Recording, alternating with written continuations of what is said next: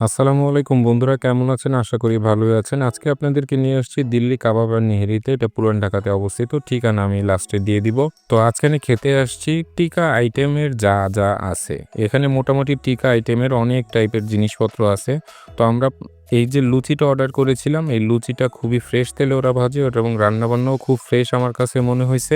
এই লুচিটার দাম মাত্র ৳১০ এবং এই যে রুটিটা দেখতে পাচ্ছেন, এই রুটিটার দাম মাত্র ৳১০ এবং এই যে আপনারা নল্লি নেহেরি দেখতে পাচ্ছেন, এই নল্লি নেহেরির দাম মাত্র ৳১৬০। ৳১৬০ পরিমাণ খুবই মাশাআল্লাহ অনেক বেশি ছিল এবং পরবর্তীতে ঝোল চাইলেও ওরা ঝোল দেয়।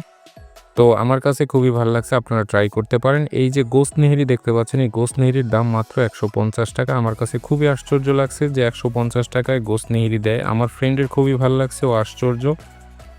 তো এই যে আপনারা এখন চিকেন চাপ দেখতে পাচ্ছেন, এই চিকেন চাপটার দাম মাত্র ৳১২০ য়। ৳১২০ পরিমাণ মাশাআল্লাহ ভালো ছিল। চিকেন টিক্কা যেটা দেখতে পাচ্ছেন ৳১৩০ দাম।